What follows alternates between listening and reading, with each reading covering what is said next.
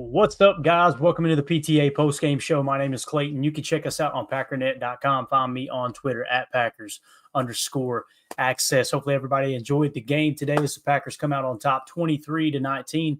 I got to be honest with you, man. It was a stinker in the first half, but the second half was a lot of fun to watch. And the big thing that sticks out to me just right off the bat, Taylor Elgersma kind of looks the part. To me, he looks a little more of the part than Sean Clifford does. And I know some may disagree. Sean Clifford probably has a much better grab of the offense. But Elgersma, man, turning his back to the line of scrimmage and selling those play fakes hard, turning around, letting that thing rip.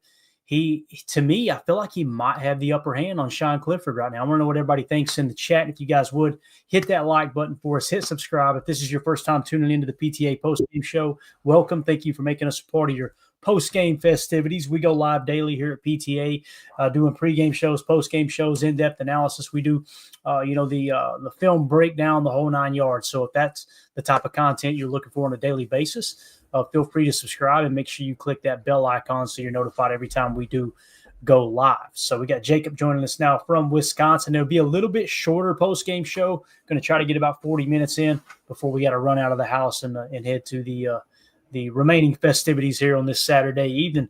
Jacob, I was just talking about Taylor Elgersma, man. He looks like he's taken some huge steps in the short amount of time he's been in Packers camp. I don't know how you feel about it, but I was just specifically mentioning, and we'll break down everything. We'll talk about everything in kind of orderly fashion, but that's the first thing that sticks out to me. Maybe it's fresh on my mind in the second half, but man, him turning his back to the line of scrimmage and just letting that thing rip on play action sets really, really impressed me. Yeah, I honestly, so I charted every single snap of this game. You did. No, you did. I did, man. I really tried to do the keep your eye off the ball thing. And at the end, I was just a little late because I was trying to get some summaries. And one of the things I said is Elgersma is really good, like a lot more, I guess, has more pocket presence than I thought he would, has more running capability than I thought he did. The willingness that I saw him putting his shoulder down and truck sticking guys and talking smack to him. And then I thought he had a freaking cannon. And does it surprise you at all that Clifford only had one drive and it was the last one there, and Elgersma basically played? I thought they wasn't going to put him in, Jacob. I was like, I'm with you. I was kind of like, I wonder why they're not playing Sean Clifford more. And I think they wanted to get a real good look at Elgersma. You know what it kind of felt like as I was thinking about that, Jacob, was, are they giving Elgersma an extra look so they can justify, okay, we got a good enough look. He's not going to be the guy this year. And maybe as the game went on, they were like, holy cow, this dude might be the practice. When I say the guy, understand people, I'm talking about practice squad quarterback. It's funny, man. Preseason, we're sitting there talking like, this is the franchise QB. No, it's going to be the practice squad quarterback. But it's still a little bit early. But yeah, that he would get my nod as we sit here today. So yeah. Can I just quick? So I thought I just really black and white type of stuff. I just said who had a bad game, who had good games. I thought, like I just said, Elgersma did good. Wilson, it's like that guy is just good. Emmanuel Wilson, you throw him in, he just gets 8 a pop, catches the ball. He's just really, really impressed. I thought Cornelius Johnson, didn't get a lot of opportunities, but him and both Julian, is it Julian or Julius Hicks? Julian Hicks. I think it's Julian Hicks. Yeah. He had that one that got called back, but that one arm grab, just what a throw by Malik. And then 2, what an absolute beauty of a catch. And I thought Bo Melton had a decent game. I saw he missed a couple tackles, but he was willing to kind of set the edge, play the run. He had a pass breakup. And on the opposite side, I thought Kamal Haddon had some rough stuff going on, a few early penalties, some broken coverages. He did, though, kind of redeem himself towards the end of came up and made some good plays against the run and looked very aggressive. And then Belton, to me, just did not have a good game. Like, I liked the aggressiveness that he played with, but he had, I think, 3 or 4 penalties that either stopped the drive or was so costly that it basically killed any momentum that the offense had. And then I thought Stackhouse, unfortunately, I saw him miss a few tackles where it just seemed like they bounced off him, and I wanted to see more. There was one play too, Jacob, where they had an A-gap run, and as I watched it back, and again, the TV copy is hard to kind of get the full picture, but if I understood correctly, it looked like, okay, whose gap was that? And he was just man up in a shade on the center, and the center manhandled him. And I was like, oh, man, I wanted to see him to shed that, grab the Now, tackle, get the stop. You know. yeah, what I will say is, I don't know if you guys are all aware of this, but they played their starters against our 2s and 3s for like the full first quarter and then part of the second quarter because they had Anthony Richardson going in afterwards. Yep. So honestly, I thought we played pretty darn good. If it wasn't for a few like mishaps here and there, we were on some pretty good momentum. Don't tell me, did Lloyd get hurt again? Did somebody say that? Yeah. So on the wheel route for Lloyd, and he was one of my positive players. I thought he looked good. I was just gonna say he looked good. So he runs that wheel route, and it's like a 30-something yard catch. He gets kind of tripped up at the leg, ankle, stumbles. It wasn't ankle though. Well, we don't know officially yet, but to me, it looked like he got his balance, and as he's getting his balance, the defender come over and ear hold him. So it might be a concussion. I would imagine. So that's what it looked like, but I haven't heard any official word. Since we're on injuries, let's talk about this, and then I'll get my positive and negative players. But Sorrell left with a knee injury. Okay, so we're kind of monitoring that. Baron Sorrell did leave with the knee. Hopefully he's okay. And then, of course, Marshawn Lloyd had the concussion. You guys correct me if I'm wrong in the chat. Respect Orange just says high ankle sprain. So he is saying high ankle sprain. Okay. I was worried because as he was going to the ground, he got ear hold. And when I was combing through Twitter, everybody was going, man, is that a concussion? Is that a concussion? People were saying it was a dirty hit. But I know this sounds bad, Jacob. Maybe it was just wishful thinking. I was wanting it to be a concussion instead of like an ankle or something. Yeah, and I know concussions are dangerous the more they pile up, but you know how it is. That would have been like a freak concussion. If it is a high ankle sprain, man, it just continues, you know. But yeah. So it sounds like nobody. I'm the only person that thought it was a concussion. Looks like so it must be a high ankle. There you go. I'd seen a couple comments on X going it looked like a concussion. So with that being said, the Sorrell knee injury.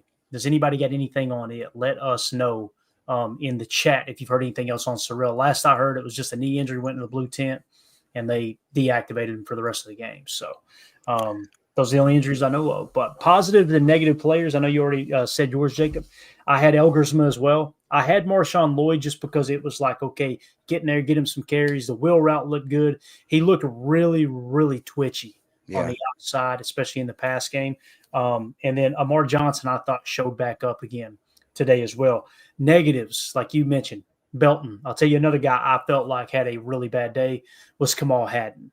Absolutely. Kamal Hadden, I mean, he showed up. If I were to just run through the notes and find his name here, late to the read on 2 plays on 1 drive. So he was just late getting to his zone, and it looked like a cover 6 look. He had the outside quarter and still didn't get there. That's just – you cannot let that happen. When you've got a defender that's helping you cover half the field deep and you get to your deep quarter that late, there's something wrong there. He also got called for a hold on a punt return. Yep. He also got called for defensive holding a little later. He also blew another coverage. Back-to-back, too, I believe. Yeah, then the very next play, he slipped covering a curl route, blew that coverage. Yep. And then I think that was all that's all it was, Jacob. When you get 5 negative marks, and the way I chart here, guys, and doing this, like you can see, that's a full page right now. And I try to limit myself to that or else I write a whole damn dictionary. But when you get one player end up on that front page that could take up almost a quarter of the page, not a good look, man. You know, so Kamal Hadden, I think, sunk a little bit. Anthony Belton, the illegal formation penalty, guys, it sounds like what they're doing this year in the preseasons. They're really, really hammering down on that. Now, I'm not trying to justify anything else he did. I'm just saying if you remove the illegal formation penalties, I imagine it did. One of them wiped out an Elgersma touchdown pass. Who was that to? Ben Sims? Am I thinking right? It was to Ben Sims, my man. So if you took away those penalties, you still had negative marks on Belton for the false start. He got the personal foul, right? And I want to say there was face mask. He had a face mask. Face mask. There you go. So, yeah, just a rough day. Now, I will say this, Jacob. Remove the penalties from Belton. I felt like he had a pretty good day. There were several times I've seen him engulf a defensive end like, oh, yeah, there you go. That's that Mauler we're looking for. But anyway. Yeah, I agree. I think I actually threw it to you in the group chat where I said, minus Slayer. I think I said he had a rough day, but I like the aggressiveness that he plays with. Like if I'd rather have a guy be too too aggressive than, being kind of a sissy. And actually, one of my only, do you remember when Haddon, I don't know if you remember the tight end Warren, the new rookie that they got, who honestly looked pretty good. Yeah. He caught it with Haddon, was able to just lay him out. But for some reason, he just did the most lamest, just didn't even throw his shoulder, just kind of tapped him out of bounds. And he had to open, like, he could have made a real good hit. He could have popped the ball up, but he just pulled up for whatever reason. And my only other positive about him is after he had gotten burned, he again was going to come in and look like he was going to make a late hit, but he pulled up. And I said, hadn't made a good decision pulling up to avoid penalty. It's like, all right, that's your two highlights. Too. Yeah. But anyways, one thing I want to highlight too is Whelan looked real good, man. Him booting that thing. He's unbelievable, man. He's a hell of a punter. It's just really nice to I'm not worried about the special teams whatsoever. And I thought some of our gunners looked all right. What do you think about Abikonda getting so much playing time and nobody else really returning kicks? Yeah, it's almost like they're trying to give him an opportunity to, whether it's secure his spot on the practice squad or potentially on the 53, I don't know, but they're really giving him an opportunity in that kick return. It's just like that's his role, right? Did anybody else return a kick, Jacob? Anybody else on kickoff? I think that Ballantyne maybe did or something like that. Okay. Actually, you know what? I think I got it in front of me here. Yeah, and J. Cole, while you're looking that up, J. Cole says, I question that Anthony Belton was high in the first half. It was odd. It was very, very odd in that regard. Yeah. Ballantyne had 1. Abikonda had 5. There you go. So, yeah, there. And again, it's kind of like the Elgersma thing in the second half, or what was it, the second quarter through all the way through the third quarter, really deep into the fourth. You're trying to give them an opportunity to play themselves off the team. You know what I mean? That might be one of those things too with Abikonda there on the kick return for sure. Bramble, I noticed this too. Bramble said Packers radio announcers were saying El Gersma, LOL, sounded like a Spanish word.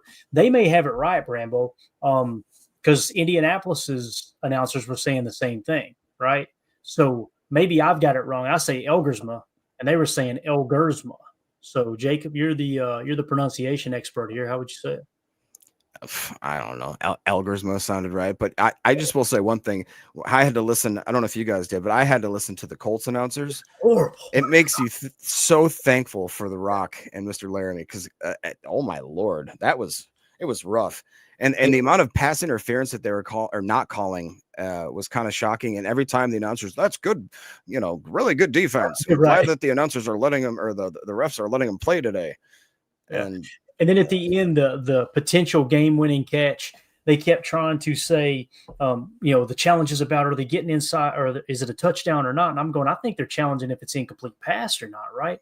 And then they were like, yeah, well, it kind of looks like that second foot drug, but they were not mentioning that the ball was smacking the ground and bouncing. Yeah, it's just like, calm down, you bunch of homers. So Tyler agrees, couldn't stand their announcers, and the interview. Listen.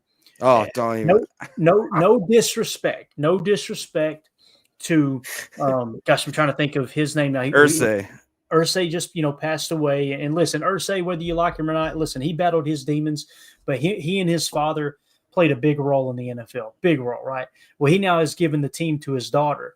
And I know I'm probably going to catch hate because they're going, you're only saying that because it's a female, Clayton. That could be the furthest thing from the truth. That interview was so cringe. Just painful. It was just like, and I'm not mad at her. I'm not trying to cut on her. I'm cutting on the team for putting her in that spot. You've got to know that that's going to go south so quick. It literally sounded like Paris Hilton or someone. You know what I mean? Like you could just tell she didn't know how to answer the questions from a top of the food chain, top football person, right? It was. Do you remember one of her quotes? She actually said was, "There's no college for coaching," and I'm like, you literally can go to school for coaching and coach in college. Like there actually is. It was very odd. Anyway, back to the Packers. It was very odd.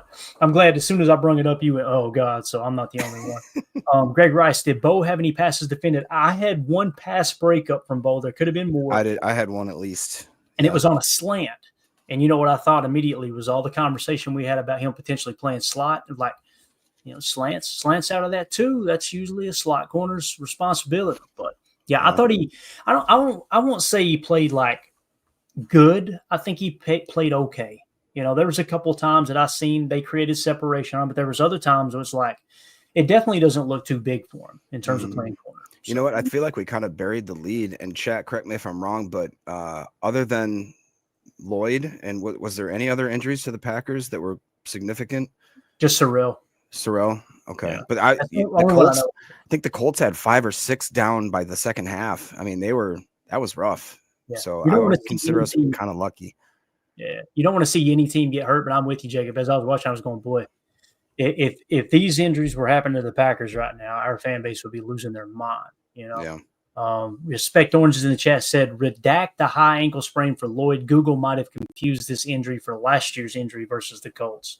That's wild. So he got hurt against the Colts last year too. Yeah, we'll see if we can get to the bottom of that. I'll continue to search here on X. I was just hitting Marshawn Lloyd latest. I've still not seen anything. And again, I wish I could show you all the play, but he gets absolutely earholed. To me, it doesn't look like the ankle. Ed Madden saying that Omar Brown was injured as well. Is that right? Okay. So we'll keep an eye on stinks. that as well. So, all right. Good deal. Respect Oranges. If you hear anything else, let us know, buddy, for sure. So again, back to kind of the movers and the shakers of the day. If I were to go through my notes real quick, and now listen, I heard a two-announcer booth call him McAnamey and then McNamee. So I still don't know what the hell his name is, but we'll call it McNamee, okay? He had a missed field goal early. Isaiah Simmons blew a coverage. Watch that. It was a wheel route. It was a bad pass, luckily, but I still took the note down that, boy, Isaiah Simmons got cooked on that route. Mm-hmm. McCall Hardman, 21 yards on that third down. Nice play there from Malik, right? From Malik Willis. Julian Hickson, when you were talking about one-handed grab for 31 yards. However, a Donovan Jennings hold brung it back. So, again, that's why it's important. If you're just looking at the box score, if you're just going through the play-by-play on ESPN or what have you, what ends up happening is you don't even see that play. And the coaches are looking at the film going, man, hell of a catch by Julian Hicks there on a crucial third down, So that stuff is very, very important. Jennings blown block on third and long. So you have somewhat back-to-back bad plays for Donovan Jennings. Seems like he's sinking a little bit in terms of the positive-negative marks. Oladapo had a pass breakup. Yeah, Baron Sorrell go out with the injury. Kamal Haddon, like I said, we already talked about him. That's where you start seeing his negatives come in. You had the wheel route from Willis to Marshawn Lloyd for 33 yards. Should have been picked. There was one negative mark that Willis should have been picked. They had a dropped interception from Malik Willis as well. Anthony Belton got the personal foul. We talked about the Bo Melton pass breakup. We already talked Haddon. Manuel Wilson, nice 9-yard run. And you talked about that, Jacob. Manuel Wilson, I honestly don't want to see him back out there in the preseason. Like he's our number 2 back. There's no reason to put him in harm's way. Yeah. I'm with you, though. I thought he had a good day. What else you got, man? I think quietly Christian Welch had a good game. He had 8 tackles, 5 solo, 1 pass deflection as well. And I just thought that he looked very comfortable there. Isaiah Simmons was our leading tackler with 9, 5 solo, but out of position a few times. But all in all, I thought he does look honestly more like a safety or like a corner. Like I was shocked at kind of how light he looks, but he does move around pretty good. Both of our second and third running backs, if you want to call them that, had really long pass receptions. One of Marshawn Lloyd of 33 yards, the other from Emmanuel Wilson, like you said, of 32. And then, what are your thoughts about why would they play Amar Johnson that late and put more stuff on tape? If they do you see that as a weird battle for the fourth there, or is he just not making the team all of a sudden? Yeah, I don't think it's necessarily he's not making the team. I guess they just don't see him as much of a lock for that, at least that 4th practice squad spot as I do. This happens to me every year, Jacob. You remember last year, Christian Welch was the guy I was like, he has done everything to make this team. There's no way he doesn't make the team. And lo and behold, he didn't make the team. No. Watch that be Amar Johnson this year. I'm definitely not the best at that when it comes to predicting roster spots and stuff like that. But we got Matt Laflur at the podium. You want to catch a little bit of this real quick, Jacob? If we got sound. Some people are reporting there's not good sound. Let me get a screenshot up here. Let's get Tupac Lafleur at the podium. Here we go. Let's see what the coach has to say. Hopefully you guys can hear it. I've got it as loud as it'll go. Hopefully we can hear it here. Trying to push the pile, and I think, we did on one of the touchdown runs by Amar. So I love the effort. It's just you got to be smart in those situations. I didn't get a great look at it, so I'm not quite sure what happened. But, we got to clean that up.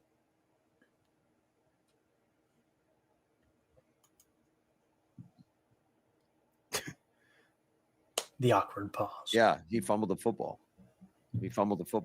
That's the play that Belton got called for the face mask.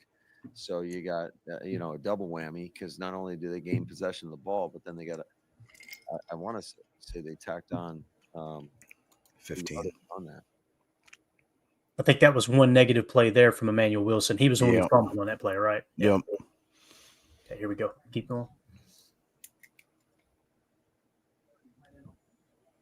I wish we could hear the questions. It drives me insane, dude. Oh, yeah, absolutely. And in fact, I was really proud of our veterans that did not play in terms of their ability to stay locked in. And they're coaching the guys up. They're encouraging them. Told them at halftime, it's hard to bring that energy when you're not making plays. I said, but you got to bring some level of encouragement for the guys that are out there. And I thought they were dialed in for 4 quarters and did a nice job with that. Nick McSwain in the chat while they're asking the question. How big of a dip do y'all think Laflur has? Things that he did. Obviously led us on a couple scoring drives. I do think there were a couple times where he put the ball in jeopardy in some tough situations, and we got bailed out by a penalty on the defense. So I think there's a lot to like, but also a lot to learn from. All right, one more, guys. I know y'all are struggling to hear it.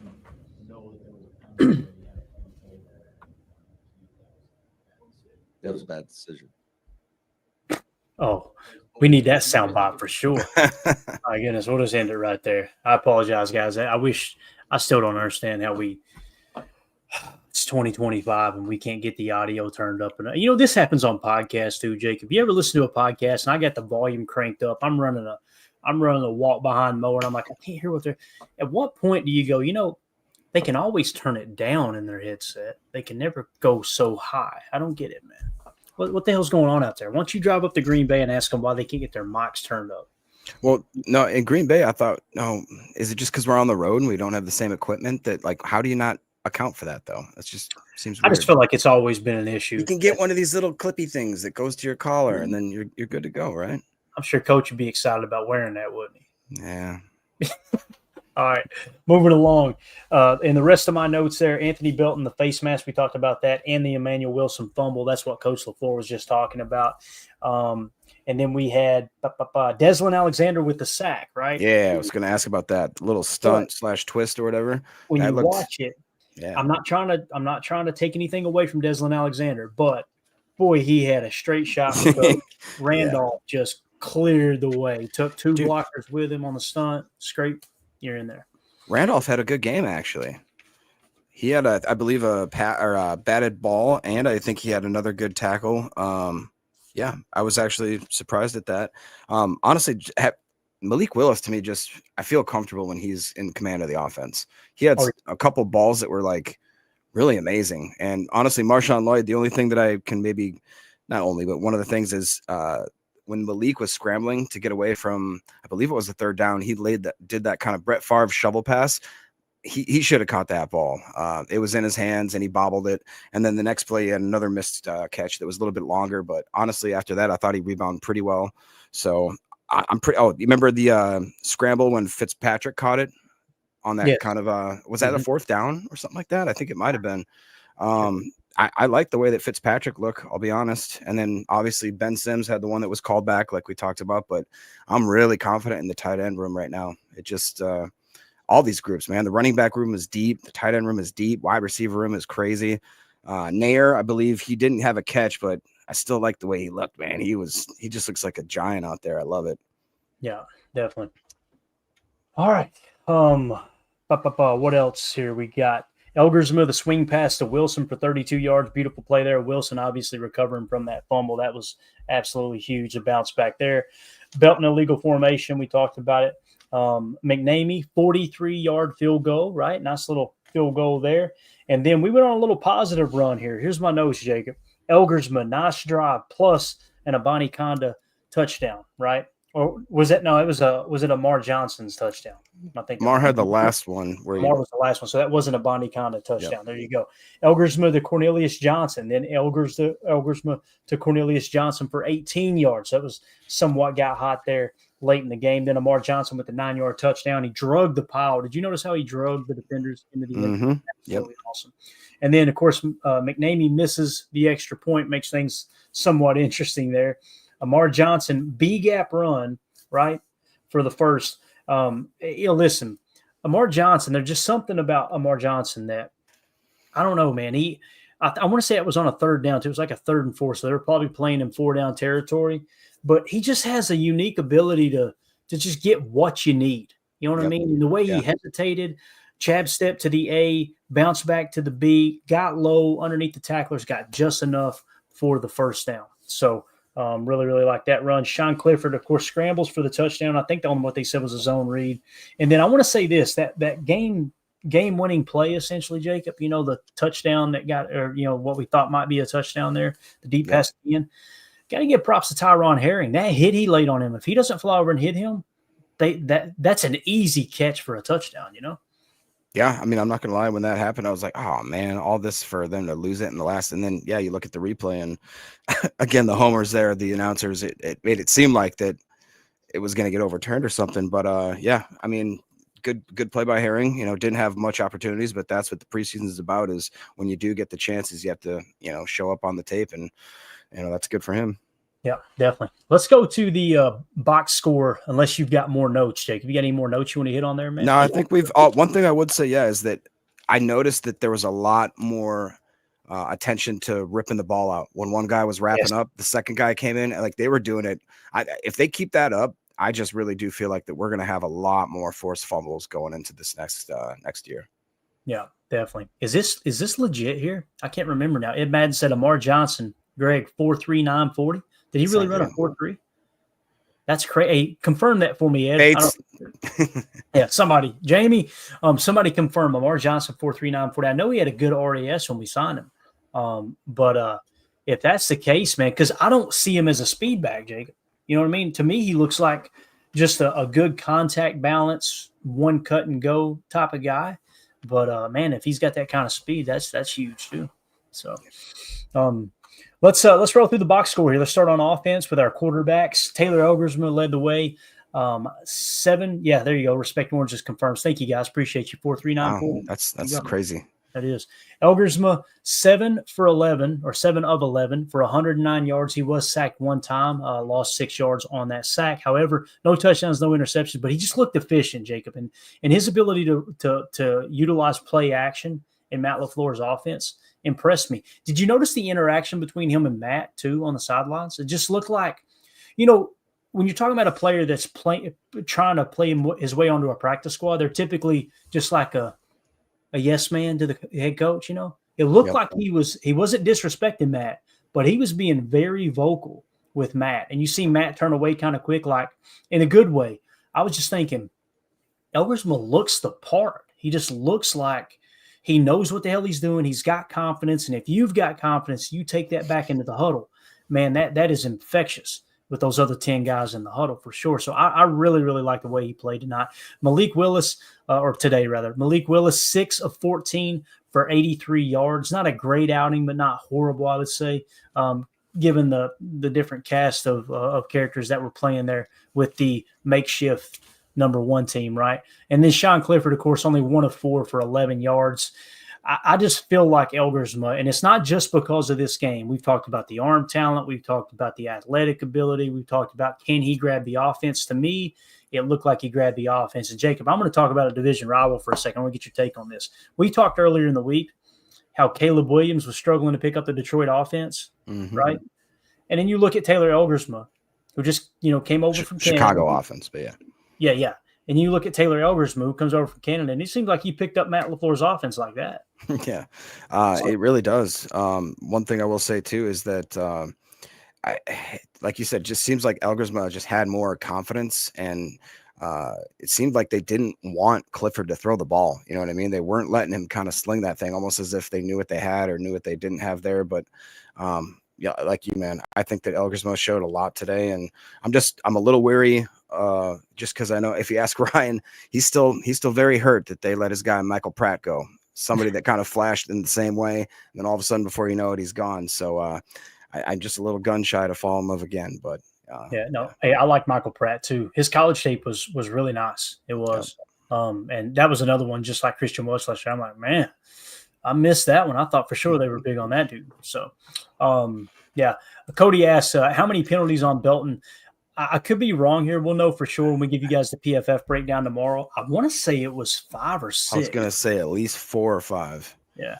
So hopefully it's closer to 4 than the 6. But yeah, it was a rough day, no doubt, for Belton, man. He and you know what? Might be a good thing. You know, get all that on tape and like, hey, you got to control your emotions. You got to make sure you're playing under control. I don't think it was like the face mask and stuff and the, whatever. I don't think it was him going, I'm going to be overly aggressive. I think it's just you got to be able to turn it off at the whistle. You know what I mean? Mm-hmm. So Caldwell Corner in the house. Good to see you, buddy. Says go Pack, go baby. Good to see this team get a dub, even if it wasn't perfect or if it's preseason. Amen, man. You got to create a little bit of momentum going into the season. It helps. I think that's very well said there. But again, you guys know how I feel about this stuff. I'm not just like last week. It wasn't the end of the world. I'm not looking at this 23-19 victory over the Colts like, oh yeah, baby, Packers they're going to the Super Bowl. You got to put everything in perspective. But all right, rushing carry wise, it looks like Izzy Abanikanda had the most carries, 12 carries, 43 yards, and a touchdown. Pretty decent day at the office there. Emmanuel Wilson, 5 carries for 33 yards. Of course, he had the fumble. Amar Johnson, 7 for 22, and he had the tutter. So, listen, the yards per carry, obviously below 4, that should be kind of the benchmark you're shooting for there, in my opinion. So yards per carry didn't look good, but boy, at the end, when you needed that tutter, he's carrying defenders into the end zone for sure. Sean Clifford had 3 carries for 19 yards and a touchdown. There we go. Tyrion Davis Price, 4 carries, 18 yards, had a long of 7. Marshawn Lloyd had 6 carries for 15 yards. Chris Brooks, 2 for 5, and then Taylor Elgersma tucked it and ran 1 for 4 yards. So in terms of the running game, Jacob, Izzy took a step forward today, I believe, man. Yeah, I do too. And it is kind of confusing, much like with the amount of playing time that Elgersma got. It's like, what does it mean? Is that a good thing or a bad thing? Like you said, is it a good thing that they want to see him or they have a lot of confidence in him, or is it the opposite? And it's the fact that they kind of give him their last kind of hurrah. And I don't know what to think, honestly. It's going to be an interesting cut day. Yeah. I feel comfortable that Chris Brooks is probably going to, if they carry forward, it'll be Chris Brooks. That's kind of where I'm at right now, though. Amar Johnson's shown a lot. Don't get me wrong. And I can't wait to see him next week. But it just feels like Chris Brooks' value in the passing game, whether it's pass pro or catching the ball out of the backfield, far outweighs what the other guys have done up to this point. Moving on to receiving, Cornelius Johnson led the way, 3 catches for 41 yards on 4 targets. Pretty good day at the office there. Marshawn Lloyd with a 33-yard wheel route. Emmanuel Wilson, a catch for 32 yards. We've seen that. He actually got targeted twice. I didn't realize Marshawn Lloyd had been targeted 4 times. However, there was 2 where the quarterback was getting hit, and they just kind of shuffled it out of there. So I don't know if you'd really consider that an adjusted target or not. Johnny Lumpkin, 2 catches for 22 yards on 3 targets. McCole Hardman, 2 catches for 27 yards. Julian Hicks had a grab for 14. Amar Johnson had that his only target. He caught it for for 11 yards. On his 1 target there. So showing he can catch the ball in the backfield's going to help his chances as well. Like you said, John Fitzpatrick, couple targets, 1 catch, 9 yards. Ben Sims should have had a tutter. That sucks. Yeah. It is what it is. Isaiah Nayer got targeted 3 times, didn't have a grab. Kind of a little bit surprising there. You'd like to see him be able to capitalize on the opportunity. Yeah. Yeah, that was my only kind of disappointment was, I like the way he looked. He really does look like a big commanding receiver. So I hope that he kind of turns it around, but Yep. All right, moving along. So there's your receiving statistics. We had 1 fumble lost. That was from Emmanuel Wilson. So moving on to defensive side of the ball, Isaiah Simmons, 9 tackles. This is, to me, why tackles, you got to be careful. You would look at that box score, Jacob, if you didn't watch any of the snaps, and go, Isaiah Simmons, pretty damn good day at the office. I felt like he did not have a good day. I had him blowing 1 coverage on a wheel route. I also had there was another time, too, underneath, I want to say he was late to his spot. I didn't feel like he played well. With that being said, we'll probably look up at PFF tomorrow, and he'll have the highest grade on defense.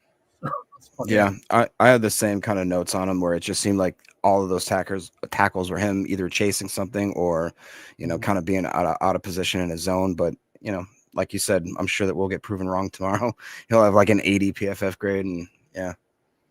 Yeah, and Tyron Hopper, I didn't have it in the notes, but there was one play in particular where he was in coverage. In coverage, yep. I thought it was pretty impressive. I wrote a note down saying like he looked actually in position, running stride for stride. Yeah. H.E. Soder with the super chat. Thank you, Soder. Appreciate you, buddy. He says Hopper in pursuit is a thing. All right. I like his chances. Isaiah Simmons, you look at this stat line and you would think Isaiah Simmons had a better day than Tyron Hopper, right? However, Tyron Hopper did have a tackle for a loss, and Isaiah Simmons' tackles. The thing I don't like about Isaiah Simmons' tape so far, and it's just 2 games, he looks like he's so focused on technique, Jacob, that he's not getting to the point of attack quicker than he should. I mean, he's got world-class speed. But what I've noticed is, like, for instance, if they run a stab route, the running back catches the ball and he's 8 yards in front of him, he'll take 2 or 3 steps, break down 4 yards away, and prepare to get the proper form tackle. And he looks good, looks clean. But it's like, Bub, we need you to attack that ball carrier. Like, you can't just lag back like that. It's great he's got 9 tackles, but I felt like his stock definitely didn't get better today. Maybe it didn't take a step back. How do you see Isaiah Simmons right now, man, based off what we've seen today?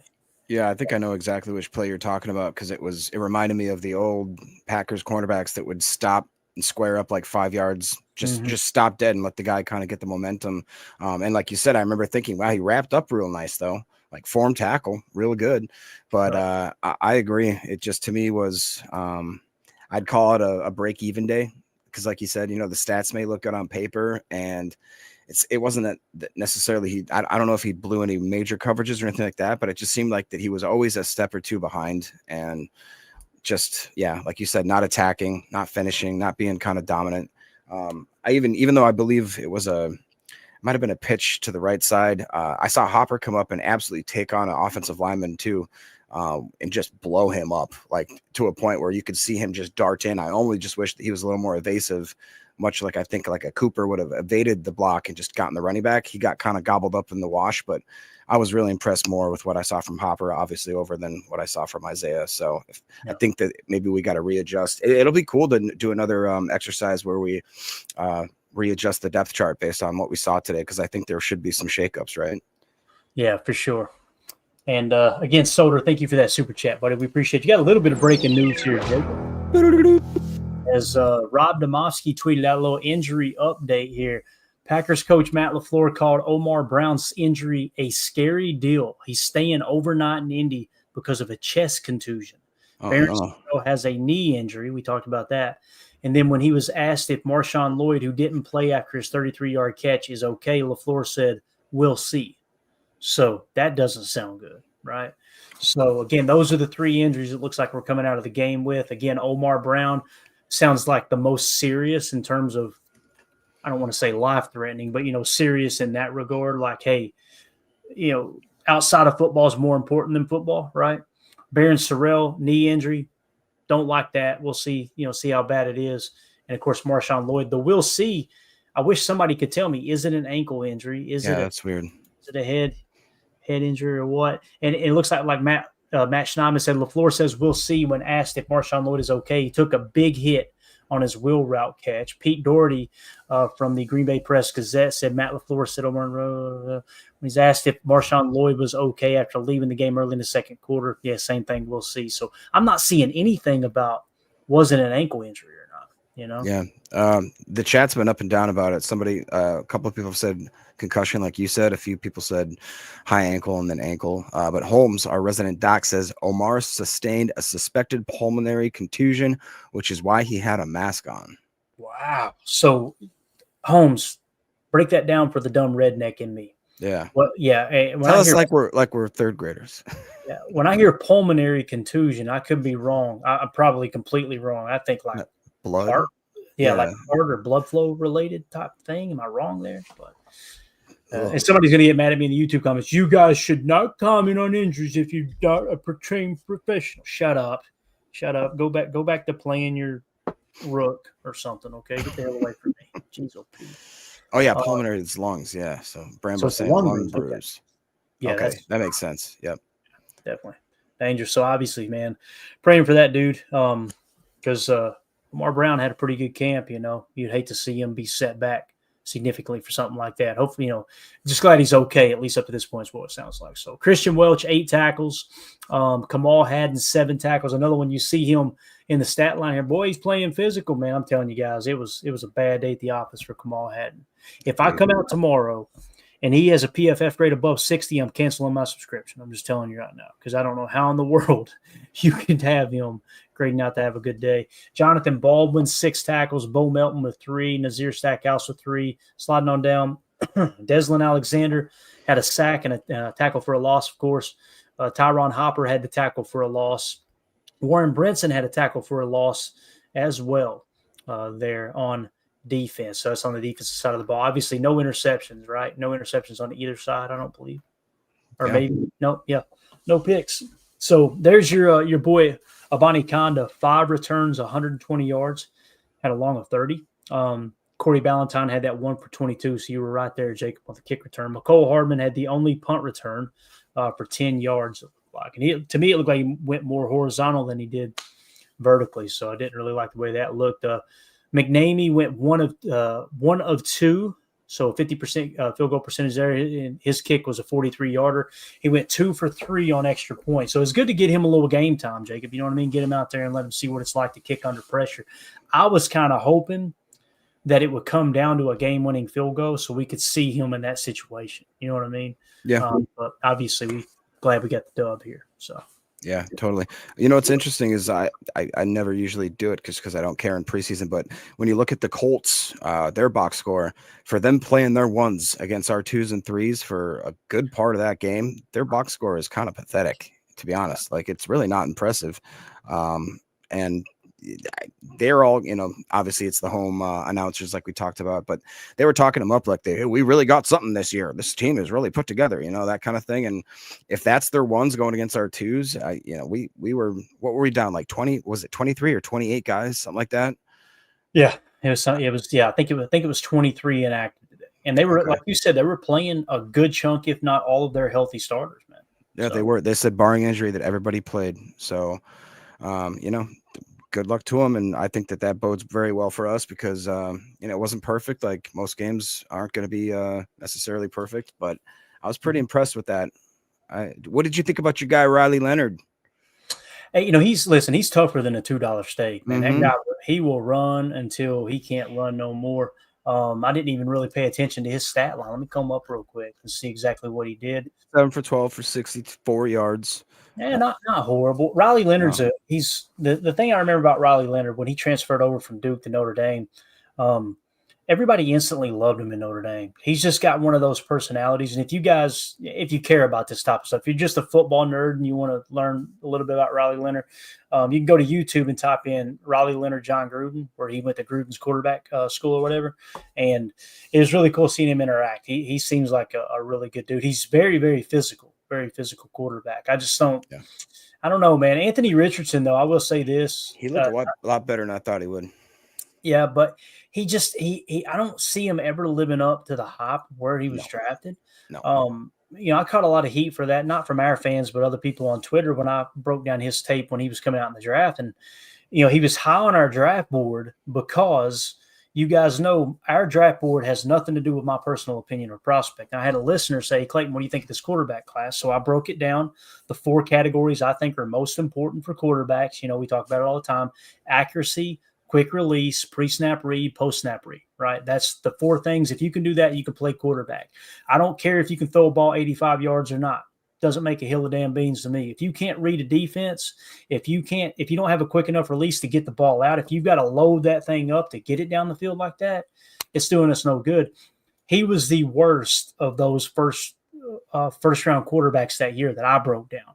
So I don't know, man. I just don't see him as an NFL quarterback. Now, maybe he can turn it around. I don't know, but Daniel Jones to me looked just as good. Honestly. Probably better today. So if I were them, he had a 93.4 quarterback rating.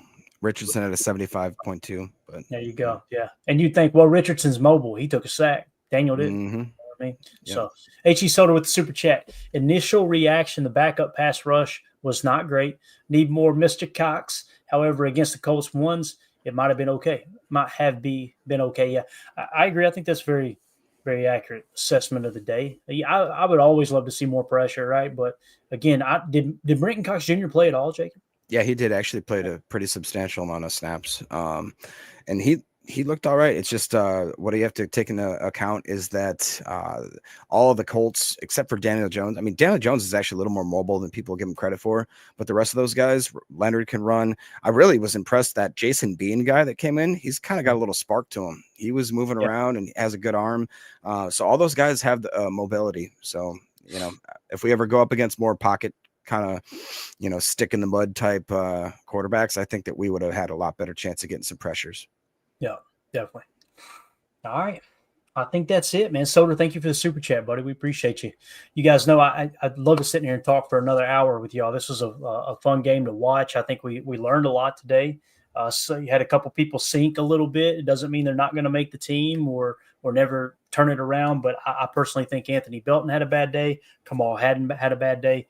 Taylor Elgersma, Marshawn Lloyd, and Amar Johnson, I felt like had pretty good days at the office. So, and of course, with Marshawn Lloyd, the main thing there was the wheel route. He looked healthy. He looked very twitchy. I could see why Matt Lafleur is excited about utilizing him in his offense moving forward. But yeah, anything else, Jacob, you want to hit before we wrap up, man? You got the final word here.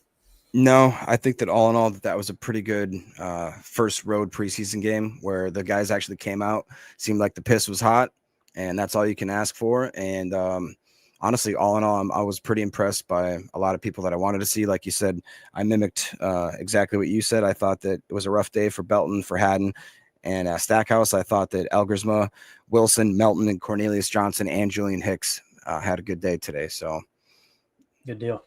All right, good to see you, buddy. Thank you so much, man. Appreciate you. He says W stream. Nick McSwain said this show sucked. It always does, baby. Holmes MD1, we love you, Mandy. Hold your boy up, LOL. Jacob, I don't know how tonight's going to go, but look, she made me wear this shirt. She said, you got to wear your new shirt. Look at this. See what it says. What does it say? Hold my beer, George Washington. Get the George Washington quote on the T-shirt. Did Emilio slide into the driveway sideways yet, or what's going on there? I haven't heard the mariachi band roll in yet, so I'm sure he'll have the windows down in the El Camino and that stuff will be blasting through the neighborhood. Well, I could probably check our Facebook page for the neighborhood, and they'll go, "What's this Mexican doing in the neighborhood?" So anyway, he should be here any second. So I'm gonna go over here and get ready to hit the town with the lady, and Greg Rice, Mandy, thank you for sharing. Thank you for sharing, Clayton. Mrs. AFAM, thank you for sharing, Jake. Come on, man. Why does that guy? There you guys. Why you be like that, Greg? Come on. Yeah. AFAM with that mustache. I don't know. I bet he's a heartbreaker, dude. You kidding me? I don't know if he's or not. Who knows? All right. Jacob, thanks, man. Appreciate you. Yep. Go Pack, right, go. Cool. Yeah, we'll see y'all tomorrow, guys. We're going to we'll be live tomorrow, 6:30 p.m. Central Time. I may go live early in the day if I get a few minutes and just cover a couple things. But we will definitely break down the PFF grades as soon as they're available. That should be available some point tomorrow, probably before we go live there in the evening time. So if you would hit that like, hit subscribe, sub, hit the bell icon. Make sure you got your notifications on for when we do go live here in the future. And thanks to everybody in the chat. You guys are absolutely awesome. It was fun chatting with y'all and watching the chat, following along during the game was great. And a special shout out to H.E. Solder for the super chats. Thank you for supporting the stream. But we'll see y'all tomorrow. Everybody have a wonderful evening. As always, let's go out and be the change we want to see in the world. I will keep Emilio out the clink tonight. Okay. Go back. Maybe not. We'll see. There we go. We're out. Bye, guys.